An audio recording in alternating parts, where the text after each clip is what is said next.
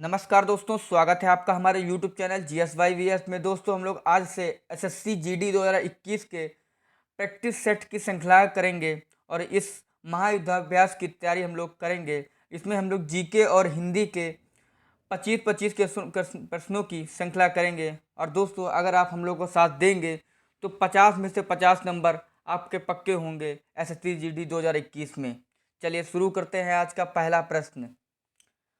पहला प्रश्न, बुद्ध ने महापरिनिर्वाण कहाँ प्राप्त किया था? तो दोस्तों, बुद्ध ने महापरिनिर्वाण प्राप्त किया था कुशीनगर, यानी ऑप्शन ए कुशीनगर, जो कि उत्तर प्रदेश में स्थित है, में गौतम बुद्ध ने महापरिनिर्वाण प्राप्त किया। अब दोस्तों, आपसे पूछ सकता है कि महापरिनिर्वाण का अर्थ क्या होता है। तो इसका अर्थ होता है एक जागृत प्राणी द्वारा प्राप्त निर्वाण की अंतिम अवस्था स्थायी उच्चतम शांति और खुशी होता है। और दोस्तों, गौतम बुद्ध ने आपसे पूछ सकता है कि पहला उपदेश कहाँ दिया था। तो यह दिया था सारनाथ में दिया था। और दोस्तों, इनका जन्म नेपाल में लुम्बिनी बुद्ध में हुआ था। और दोस्तों, इन्होंने 29 वर्ष की आयु में अपना घर छोड़ दिया था, जिसे महाभिनिष्क्रमण यानी कि महान प्रस्थान के रूप में जाना जाता है। परीक्षाओं में प्रश्न पूछा जाएगा। नेक्स्ट, दूसरा प्रश्न, ईस्ट इंडिया कंपनी की स्थापना के समय भारत का शासक कौन था? तो दोस्तों, ईस्ट इंडिया कंपनी की स्थापना के समय भारत का शासक अकबर था, यानी ऑप्शन सी।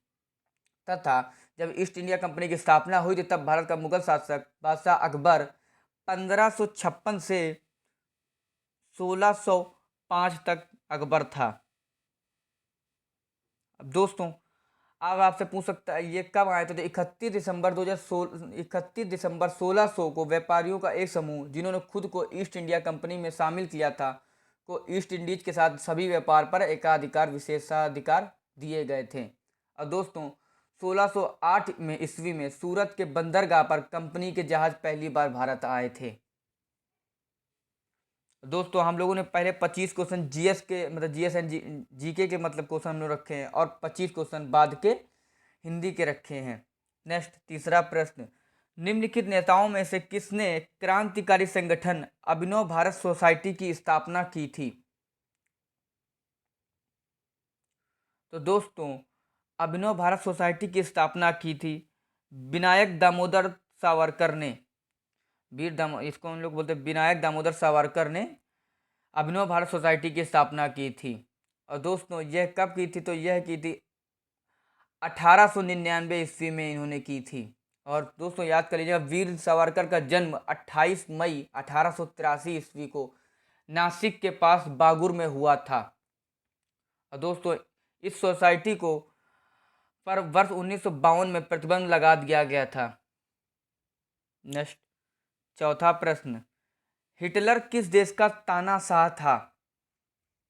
परीक्षाओं के लिए सर दोस्तों ये इंपॉर्टेंट प्रश्न है। इसका सही उत्तर हो जाएगा option D, Germany. Hitler Germany देश का तानाशाह था।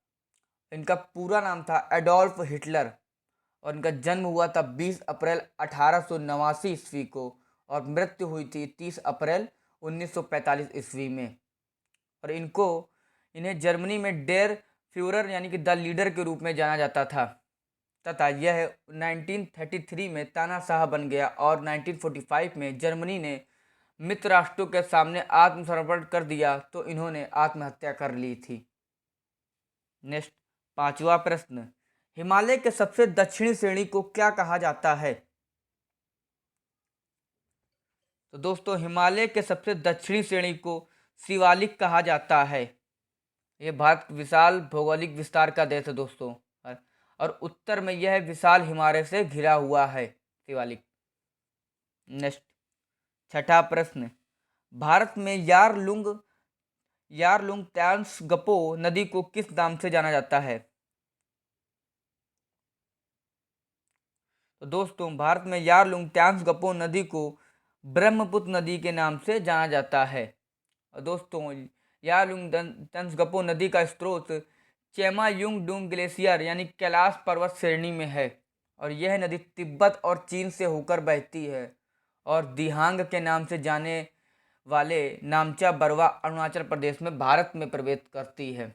जब ये असम में प्रवेश करती है तो दोस्तों यह लोहित नदी से जुड़ती है।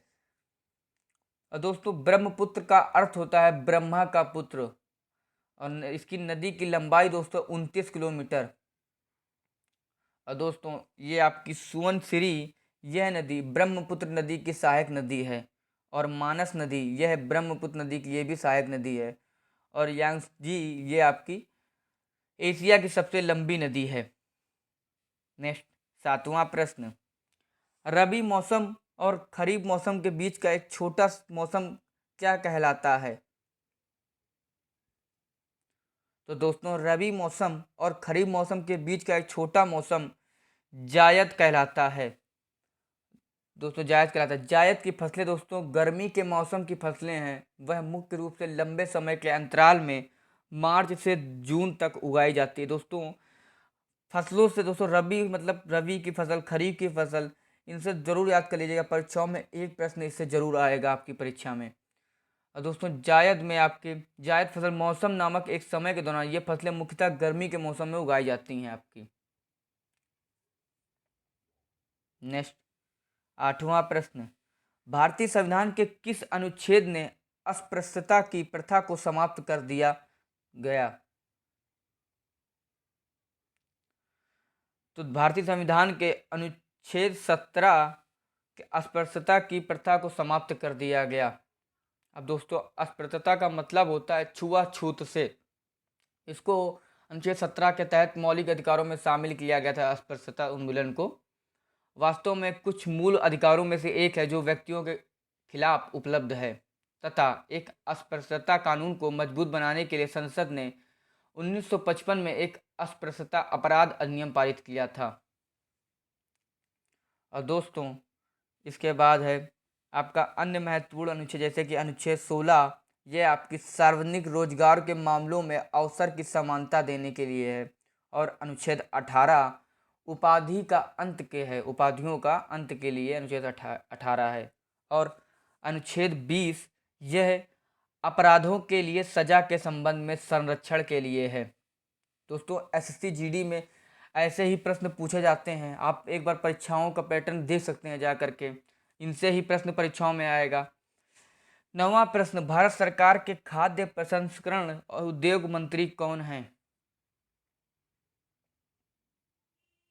तो दोस्तों भारत सरकार के खाद्य प्रसंस्करण मंत्री, उद्योग मंत्री हैं आपके पशुपति कुमार पारस, यानी कि पारसी, पशुपति कुमार पारस। ये भारत सरकार के खाद्य प्रसंस्करण उद्योग मंत्री हैं। दोस्तों भारत सरकार के जितने मंत्री हैं उनसे याद कर लीजिएगा, परीक्षाओं में 1 से 2 प्रश्न उसमें जरूर परीक्षा में बनेगा। और दोस्तों यह एलजेपी से हैं, ये एलजेपी से मतलब एलजेपी के सांसद हैं। और ये मतलब एलजेपी है रामविलास पासवान की, जो पूर्व सांसद थे, पूर्व खाद्य मंत्री थे, वो उनके भाई हैं पशुपति कुमार पारस। नेक्स्ट 10वां प्रश्न, निम्नलिखित में से कौन सा उपभोक्ता संरक्षण परिषद का कार्य नहीं है?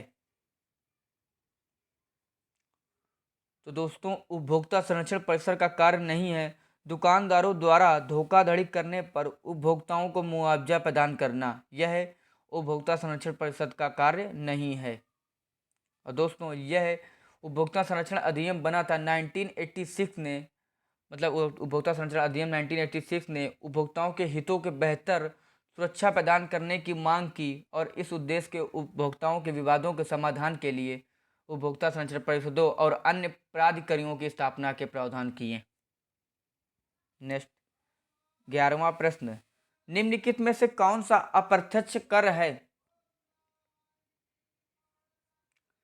तो दोस्तों अप्रत्यक्ष कर है आपका उत्पाद कर, एक उत्पाद कर एक अप्रत्यक्ष कर है। और दोस्तों यह टैक्स के दायरे में आता है। तो टैक्स को हम लोग 2 श्रेणियों में बांटा जा सकता है। पहला हो गया आपका डायरेक्ट टैक्स, यानी जैसे इनकम टैक्स, वेल्थ टैक्स और कॉरपोरेशन टैक्स, तथा दूसरा हो गया आपका अप्रत्यक्ष कर, जैसे बिक्री कर, उत्पाद शुल्क और सीमा शुल्क।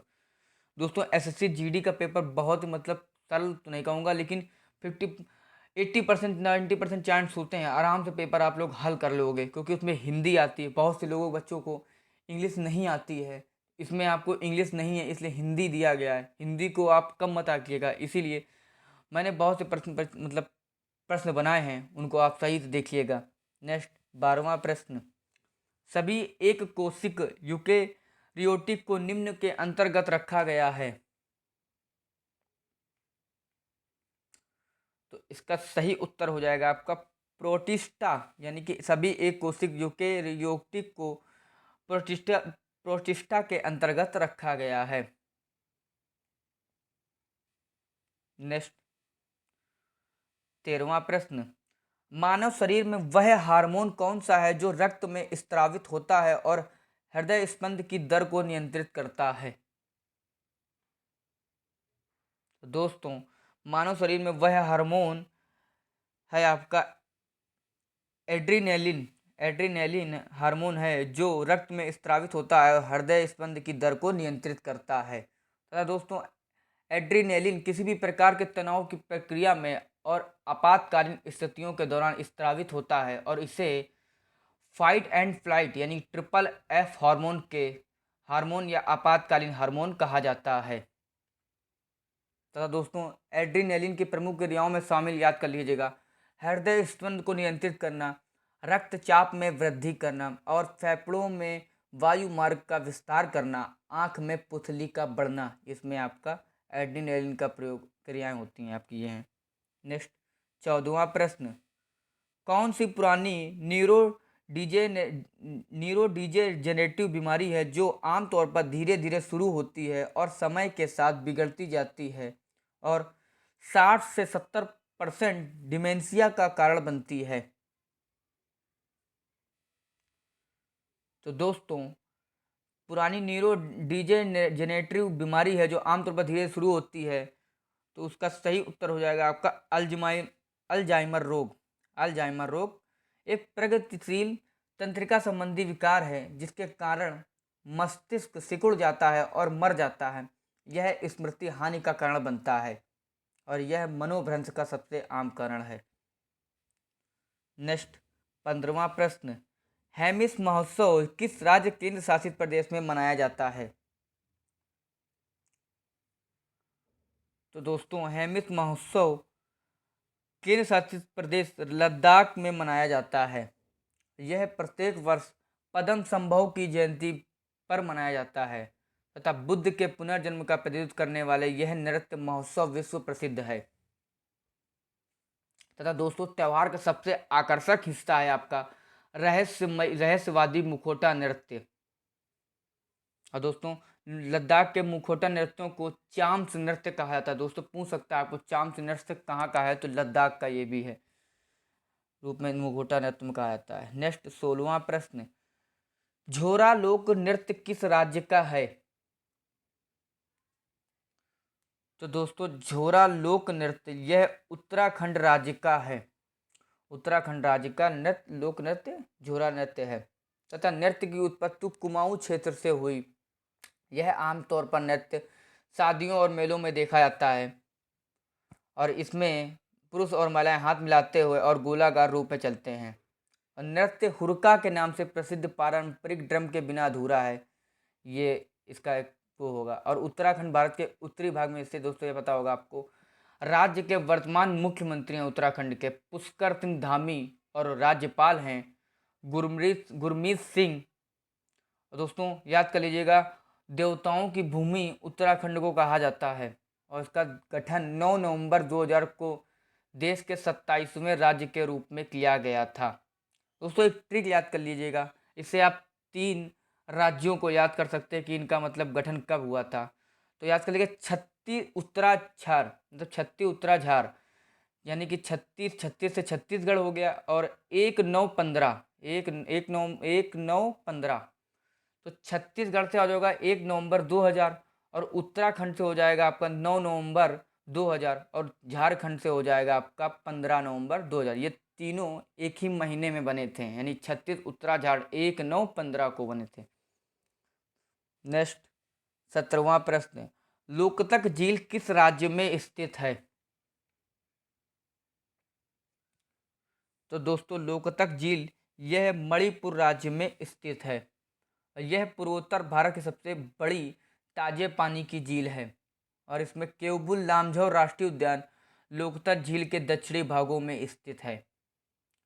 और दोस्तों मणिपुर का गठन हुआ था 21 जनवरी 1972 में। इसकी राजधानी है दोस्तों इम्फॉल। और त्यौहार दोस्तों याद कर लीजिएगा यहाँ पे, याओ सांग त्यौहार, गंग नगाई त्यौहार, लुई नगाई त्यौहार और चेइराओबो त्यौहार यहाँ मनाया जाता है।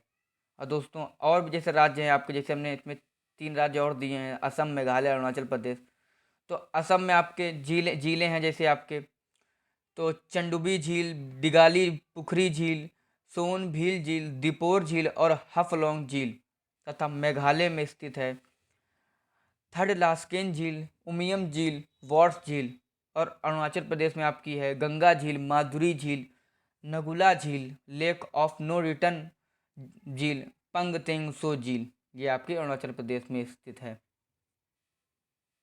नेक्स्ट 18वां प्रश्न, खसाबा दादा साहेब जादव एक प्रसिद्ध क्या थे? तो दोस्तों खसाबा दादा साहेब जादव एक प्रसिद्ध पहलवान थे और इन्होंने भारत के लिए व्यक्तिगत ओलंपिक पदक जीतने वाले पहले भारतीय थे। दोस्तों याद कर लीजिएगा, पूछ सकता है आपसे पहलवानी में। भारत के लिए व्यक्तिगत ओलंपिक पदक जीतने वाले पहले भारतीय थे। इन्होंने 1952 में फिनलैंड के हेलसिंकी में कुश्ती में कांस्य पदक जीता था। नेक्स्ट 19वां प्रश्न, शशि थरूर ने इनमें से कौन सी पुस्तक नहीं लिखी है? तो दोस्तों शशि थरूर ने हिंद स्वराज पुस्तक नहीं लिखी है। हिंद स्वराज पुस्तक नहीं ली, बाकी इन्होंने पुस्तक लिखी है, जबकि YMA Hindu, the paradoxical prime minister, an era of darkness, the British empire in India.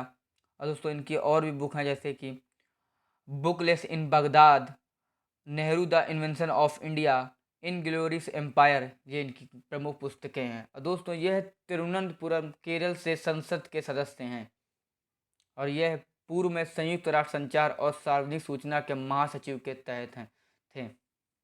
Next 20वां प्रश्न, ICC महिला अवार्ड में दशक की सर्वश्रेष्ठ महिला ODI क्रिकेटर कौन बनी दिसंबर 2020 में?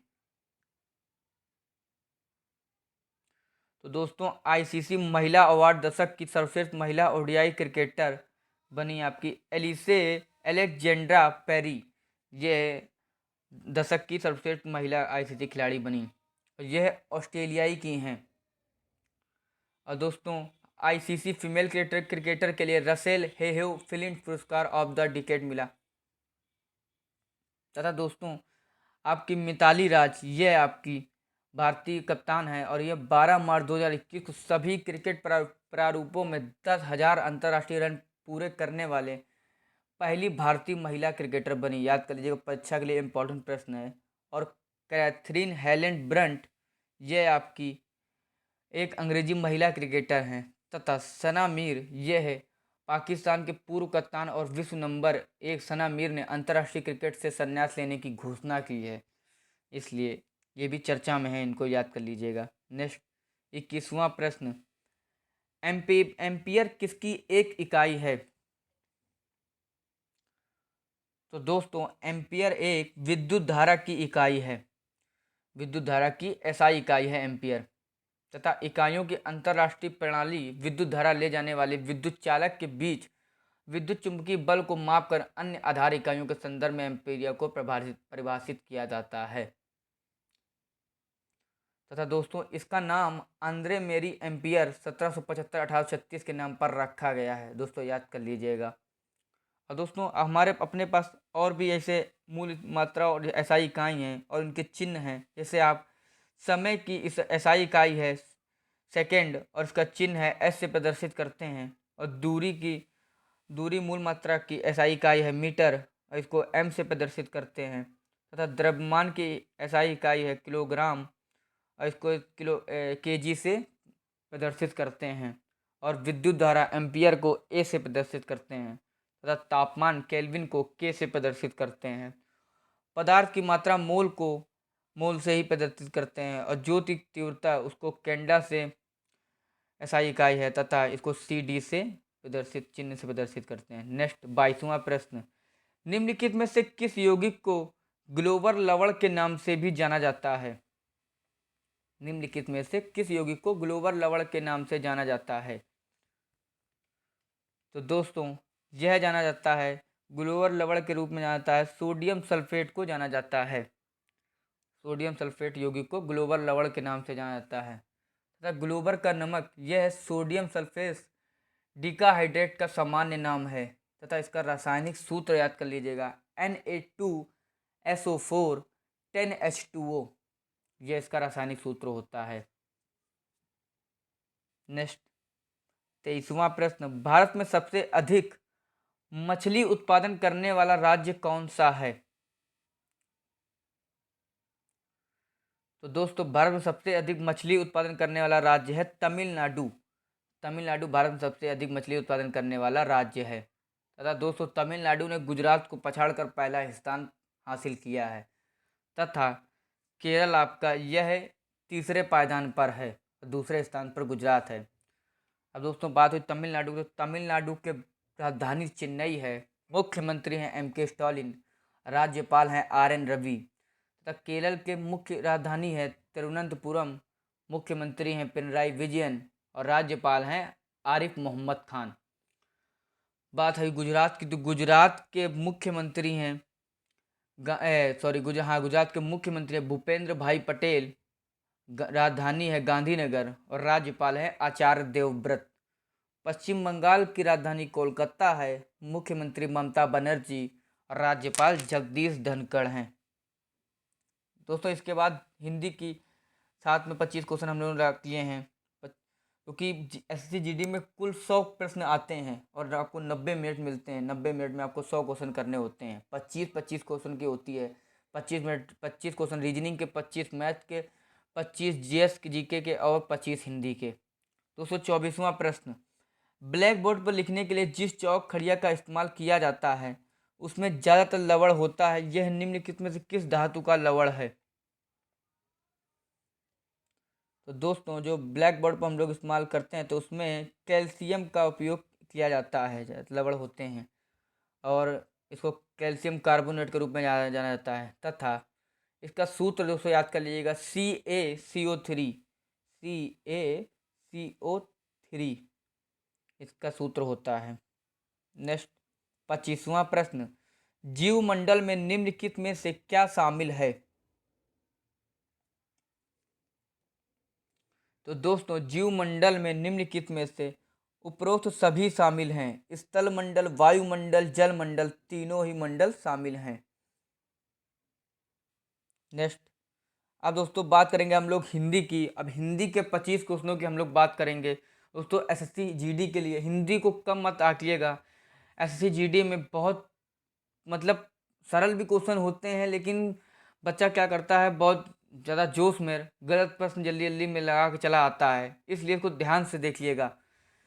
नेक्स्ट 26वां प्रश्न हिंदी की बात करेंगे अब हम लोग। निम्नलिखित में से शुद्ध वर्तनी का चयन कीजिए।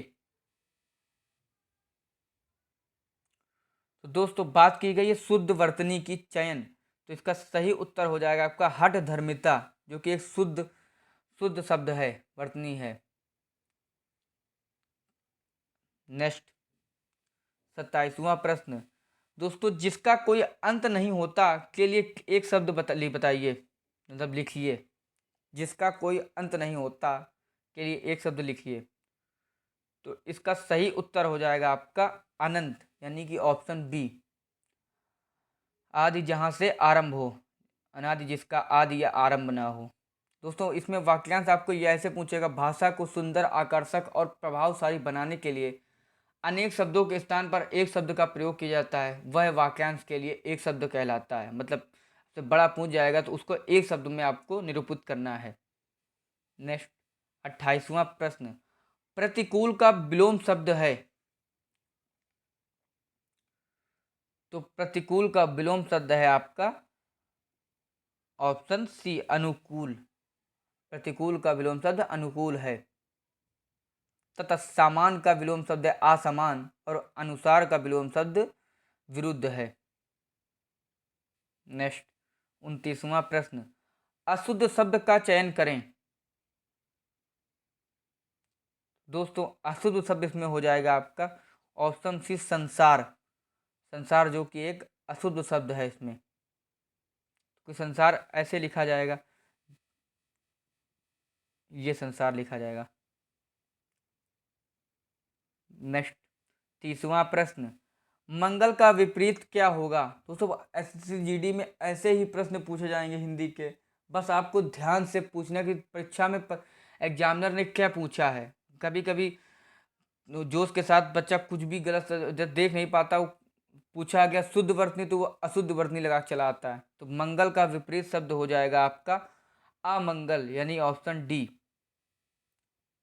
और दोस्तों मंगल का अर्थ होता है शुभ करने वाला और अमंगल का अर्थ होता है अशुभ करने वाला। और दोस्तों मंगल का जैसे विपरीत शब्द अमंगल, वैसे धनुज मनुज का विलोम शब्द है, और मेहनती आलसी का विलोम शब्द है, आलसी का है, और महंगा सस्ता ये विलोम शब्द है दूसरे का। नेक्स्ट 31वां प्रश्न, गंगा से जल डॉट डॉट बहता है। तो इसका सही उत्तर हो जाएगा गंगा से जल निरंतर बहता है, यानी ऑप्शन डी। तो आपका ऑप्शन डी निरंतर का अर्थ दोस्तों याद कर लीजिएगा, सदा, हमेशा, लगातार, बिना किसी अंतराल के, ये आपका निरंतर होता है। नेक्स्ट 32वां प्रश्न, शिशु की डॉट डॉट आंगन को गूंजा रही है। तो दोस्तों इसका सही उत्तर हो जाएगा शिशु की किलकारियां आंगन को गुंजा रही है, यानी ऑप्शन डी। और दोस्तों शोर का अर्थ हो जाएगा आपका कर्णकुट ऊंची और तीखी आवाज, कोलाहल, चीखने चिल्लाने की आवाज, ये शोर में आ जाएगा। बच्चे ने शोर मचाया पर किसी ने उसकी बात ना सुनी, इसको वाक्य प्रयोग में रखेंगे। और रुदन आपका रोना विलाप, अर्थ इसका हो जाएगा रोना विलाप और रोदन। दोस्तों अर्थ भी याद कर लीजिए, कभी कभी परीक्षाओं में ऐसे प्रश्न पूछे जाते हैं शब्द के अर्थ पूछ लेता है। तो रुदन का अर्थ हो जाएगा रोना विलाप रोदन। तो अब वाक्य प्रयोग हो जाएगा अस्पष्ट सा रुदन सुनाई पड़ रहा था। और हंसना आपका हो जाएगा परिहास या दिल लगी करना। इसको हम लोग वाक्य में प्रयोग करेंगे, 5 सहेलियों ने हंसना और तालियां पीटना शुरू कर दिया, ऐसे ही बौखला गई। नेक्स्ट 33वां प्रश्न, चेहरे की हवाइयां उड़ना मुहावरे का सही अर्थ है। तो दोस्तों इसका सही उत्तर हो जाएगा चेहरे का हवाइयां उड़ना, यानी कि घबरा जाना, option be the right answer. वाक्य जैसे वो थिएटर में पापा को सामने देखकर रमेश के चेहरे की हवाइयां उड़ गईं। पता चला पिताजी भी वहीं पे सामने देख के, पिताजी भी थिएटर में देख रहे थे, तुम रमेश की चेहरे की हवाइयां उड़ गईं। नेक्स्ट अब दोस्तों हम लोग बात करेंगे कंप्रीहेंशन की। इससे परीक्षाओं में एसएससी जीडी में 5 प्रश्न कम से कम इससे आएंगे ही आएंगे। कंप्रीहेंशन से 5 प्रश्न आते हैं। दोस्तों एक बार क्या करिएगा, ये पूरी कंप्रीहेंशन एक बार पूरी पढ़ लीजिएगा जो भी है, उसके बाद फिर आंसर देखिएगा क्या पूछा गया है। ऐसे नहीं कि कुछ लोग क्या करते हैं कि एक पढ़ा तुरंत ही आंसर देने लगते हैं, इसे पूरा पढ़ के आप एक दे सकते हैं। तो इसमें पूछा गया है कोई भी उसकी भौगोलिक स्थिति से डॉट डॉट होता है। तो दोस्तों कोई भी उसकी भौगोलिक स्थिति से डॉट डॉट होता है, तो उसका सही उत्तर हो जाएगा आपका प्रभावित, यानी ऑप्शन ए प्रभावित होता है। यानी कि कोई भी उसकी भौगोलिक स्थिति से प्रभावित होता है, तब उसकी डॉट डॉट का भी उससे प्रभावित होना स्वाभाविक है, जिन समाजों में भौगोलिक स्थिति ऐसी होती है। तो तब उसकी, तो डॉट इसका आगे हो जाएगा तब उसकी शिक्षा तब उसकी शिक्षा का भी उससे प्रभावित होना स्वाभाविक है, जिन समाजों में भौगोलिक स्थिति ऐसी होती है कि उसमें मनुष्य को डॉट आगे क्या होगा तो देख लीजिएगा। मनुष्य को जीवन, यानी कि option see the right answer, मनुष्य को जीवन, यहाँ पे जीवन हो जाएगा। मनुष्य को जीवन रक्षा के लिए कड़ा संघर्ष करना पड़ता है। उसमें अधिकतर व्यक्तियों के पास शिक्षा के लिए ना समय होता है और ना धन। परिणामतः उसमें जन शिक्षा की व्यवस्था नहीं होती है, और शिक्षा का क्षेत्र भी डॉट डॉट होता है, यानी चौथे में आपका हो जाएगा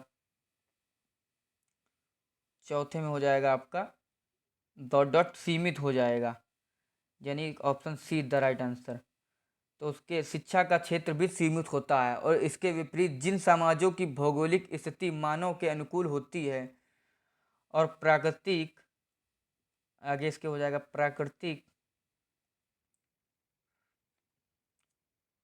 तो इसका सही उत्तर हो जाएगा आपका प्राकृतिक संसाधन, यानी कि option B is the right answer.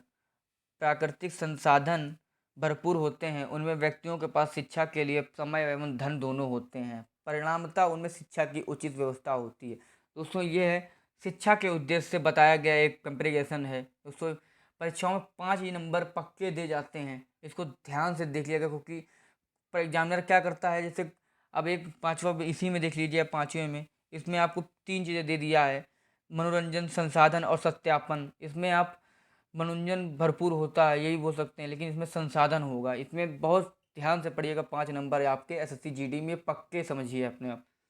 Next 39वां प्रश्न, जिसमें कलंक ना हो उसे कहते हैं। तो दोस्तों जिसमें कलंक ना हो उसे निष्कलंक कहते हैं, यानी option C is the right answer. और दोस्तों निष्कलंक 2 शब्दों से मिलकर बनता है, यानी निस प्लस कलंक, निस प्लस कलंक।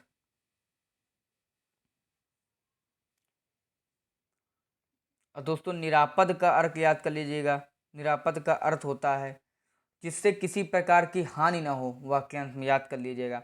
और कल्कि का अर्थ होता है विष्णु का अंतिम अवतार, यह वाक्यांश में हो जाएगा। और कलंकी का अवतार हो जाएगा जिस पर कलंक लगा हो, और निष्कलंक का तो बता ही चुका हूँ जिसमें कलंक ना हो। नेक्स्ट 40वां प्रश्न, निम्न में से अशुद्ध वाक्य चुनिए। तो दोस्तों इसमें आपको एक अशुद्ध वाक्य चुनना है, तो इसका सही उत्तर हो जाएगा आपका ऑप्शन डी। डी इसका अशुद्ध वाक्य है, मुझे नहीं मालूम था कि यह आपकी पैतृक है। दोस्तों जहाँ पे इसमें गलत क्या है, तो गलत इसमें यह है कि पैतृक, यहाँ पे ये पैतृक होगा, यहाँ पे पैतृक होगा। 41वां प्रश्न, खाक छानना मुहावरे का उचित अर्थ क्या होगा। तो खाक छानने का उचित अर्थ होगा मुहावरे का भटकना, यानी खाक छानना यानी कि भटकना। वाक्य वक्त वक्त की बात है, मतलब इसमें वाक्य ये हो जाएगा, वक्त वक्त की बात है, कभी सोहन गाड़ी से नीचे पैर नहीं रखता था और आज उसे पैदल ही गलियों की खाक छाननी पड़ रही है। ये वक्त वक्त की बात है, समय सबको एक दिन दिखा देता है। दोस्तों इसीलिए कहते हैं कि अहंकार मत करिए, अभी आप लोगों के पास कुछ नहीं है, जितना हो सके उतना पढ़िए। ज़्यादा से ज़्यादा मैं आपको पढ़ा सकता हूँ, लेकिन पढ़ना तो आप ही को पड़ेगा, आपको मेरे साथ में लगना पड़ेगा। नेक्स्ट 42वां प्रश्न, बच्चे गेंद से खेल रहा है, वाक्य के अशुद्ध अंश को ज्ञात कीजिए।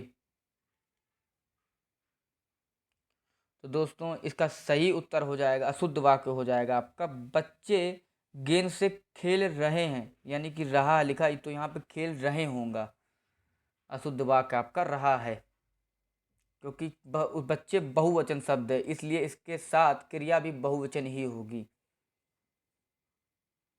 नेक्स्ट 43वां प्रश्न, मानसून खत्म होने के बाद डॉट डॉट गर्मी बढ़ जाती है। तो दोस्तों मानसून खत्म होने के बाद अचानक गर्मी बढ़ जाती है, इसका राइट आंसर हो जाएगा ऑप्शन डी। तो देखा होगा अचानक अवयव, दोस्तों एक अचानक एक अवयव शब्द है जिसका अर्थ यकायक होता है। और दोस्तों अचानक के समानार्थी शब्द याद कर लीजिएगा, क्योंकि ये भी पूछ सकता है आपसे। अचानक के समानार्थी शब्द हो जाए जैसे सहसा, एकाएक, अकस्मात, अप्रत्याशित और संयोग रूप, यह अचानक के समानार्थी शब्द हैं, इनकी जगह ये भी पूछ सकता है आपसे। नेक्स्ट 44वां प्रश्न, मुख्य अतिथि के आते ही कार्यक्रम आरंभ हो गया, रेखांकित शब्द का पर्यायवाची है।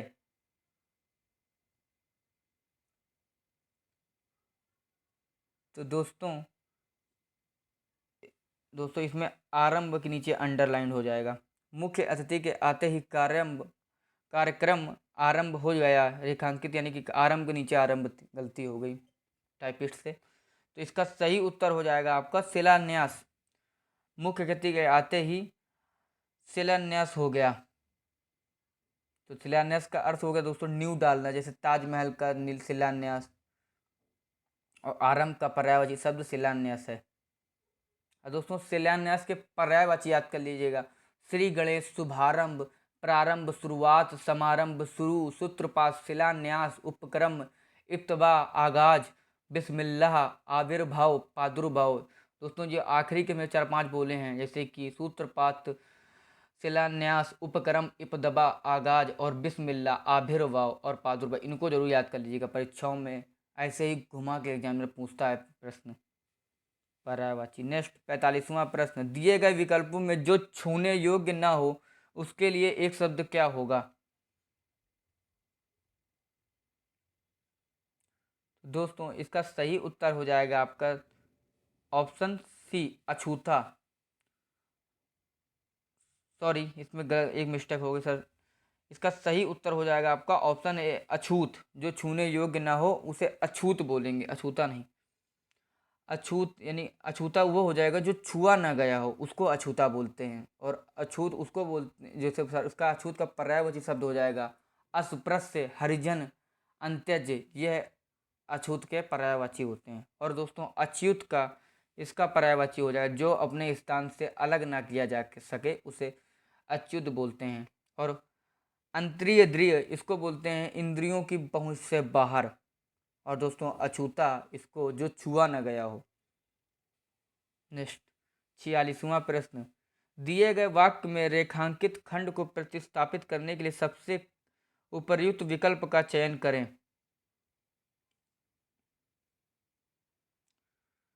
तो दोस्तों तो दोस्तों इस तो दोस्तों इसमें ये हो जाएगा आपका, तो चोरी के माल के उपयोग के असंभव हो जाएंगे। यह अंडरलाइंड है, रेखांकित शब्द है।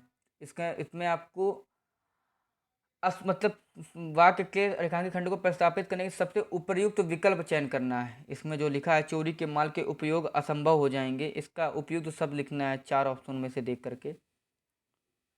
इसका सही उत्तर हो जाएगा आपका चोरी के माल का उपभोग असंभव हो जाएगा। यह आपका इसका अंडरलाइन का यह शुद्ध वाक्य होगा, समझिए चोरी के माल का उपभोग असंभव हो जाएगा। और इसमें आपका चोरी के माल के लिखा है तो यहाँ पे का होएगा, और हो जाएंगे लिखा तो यहाँ पे हो जाएगा होगा।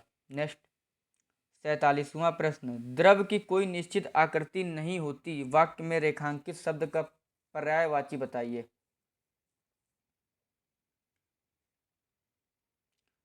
तो दोस्तों द्रव की निश्चित आकृति नहीं होती, वाक्य में रेखांकित शब्द आकृति नहीं, तो उसका सही उत्तर हो जाएगा आपका अवयव, यानी ऑप्शन डी। द्रव की कोई निश्चित आकृति नहीं होती, इसमें रेखांकित शब्द आपका आकृति है। अवयव शब्द का आकृति का पर्यायवाची है। नेक्स्ट 48वां प्रश्न, मुझसे यह बोझ डॉट डॉट न जाएगा। तो दोस्तों मुझसे यह बोझ न उठाया जाएगा, यानी option B is the right answer. उठाया शब्द उठ धातु से बना है तथा दोस्तों हिंदी में चल, पढ़, रुक, आ, जा, उठ, दे, बैठ, बन आदि धातुओं का प्रयोग सहायक क्रिया के रूप में भी होता है। दोस्तों याद कर लीजिएगा। नेक्स्ट 49वां प्रश्न, धैर्यवान व्यक्ति विपत्ति में भी डॉट डॉट नहीं होता है। तो धैर्यवान व्यक्ति विपत्ति में भी विचलित नहीं होता है, इसका सही उत्तर हो जाएगा। वाक्य का सही रूप हो जाएगा धैर्यवान व्यक्ति विपत्ति में विचलित नहीं होता है। और विचलित का अर्थ होता है अस्थिर, चंचल, अधीर और व्याकुल होता है, अस्थिर। नेक्स्ट 50वां प्रश्न, वह डॉट डॉट गिर पड़ा, इसका सही उत्तर बताइए। तो दोस्तों इसका सही उत्तर हो जाएगा आपका वह अचानक गिर पड़ा, यानी option A is the right answer. इसके भाव के अनुसार रिक्त स्थान के लिए उपयुक्त शब्द अचानक ही होगा। अचानक का अर्थ है आपका सहसा और एकाएक, यह अचानक का अर्थ है।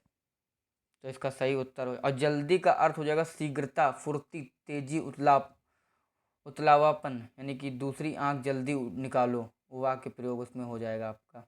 और स्वयं का हो जाएगा आपका खुद, आप, अपने आप, यह अर्थ हो जाएंगे आपके, और वह स्वयं इस संगीत की स्रोत थी, यह वाक्य प्रयोग हो जाएगा। दोस्तों अगर आपको वीडियो अच्छी लगे, इसको ज़्यादा ज़्यादा शेयर करें, लाइक करें। दोस्तों इस पीडीएफ की लिंक आपको डिस्क्रिप्शन में मिल जाएगी, वहाँ से जा कर के आप दे सकते हैं। ऐसे ही मॉक टेस्ट आपको प्रीवियस मतलब प्रैक्टिस टेस्ट आपको एसएससी-जीडी में ऐसे ही प्रश्न आपके आएंगे, और एसएससी-जीडी में हिंदी के प्रश्न ऐसे ही पूछे जाते हैं।